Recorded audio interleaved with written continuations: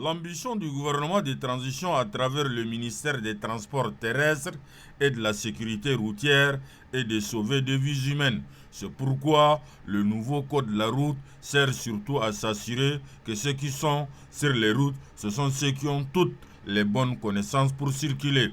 Pour la ministre des Transports terrestres et de la sécurité routière, c'est à cause de l'incivisme caractérisé des routiers que son département ministériel a entrepris plusieurs actions de prévention et de lutte par des séances de sensibilisation à l'endroit des usagers de la route.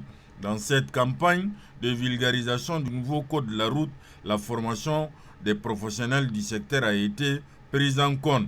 Toutes ces actions, menées et coordonnées par les plus hautes autorités, au premier rang desquelles le président de la République, Mahamat Idriss Déby Itno, ont permis de réduire les accidents de la route.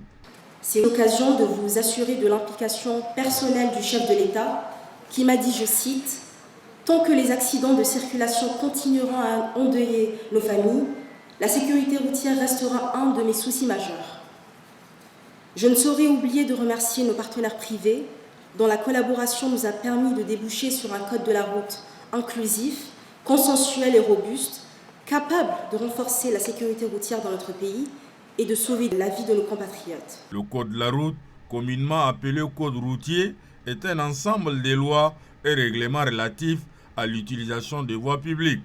À l'issue de plusieurs mois de travail, le ministère des Transports terrestres et de la sécurité routière fait peau neuve. L'ancien code de la route date de 50 ans.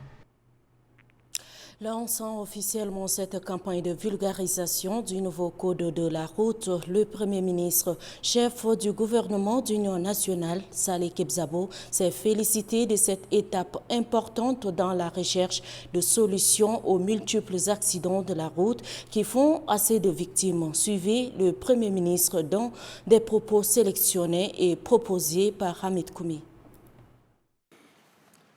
Le gouvernement d'Union nationale que je dirige, dans la droite ligne des orientations du président de transition, a identifié les causes profondes de l'insécurité routière et des pistes de solutions plus adaptées à notre contexte. Nonobstant les efforts consentis dans cette lutte, notre pays ne cesse d'endeuiller ses filles et ses fils pour cause d'accidents de la route. Suite aux accidents récurrents ces derniers temps, le gouvernement a mis en place un comité interministériel en vue d'identifier et de mettre en œuvre de façon urgente un plan de lutte avec tous les acteurs afin de prendre des mesures idoines pouvant atténuer ce fléau. Le Code de la route demeure un document de référence, sinon la boussole, et seul son respect scrupuleux peut freiner le désastre sur nos routes.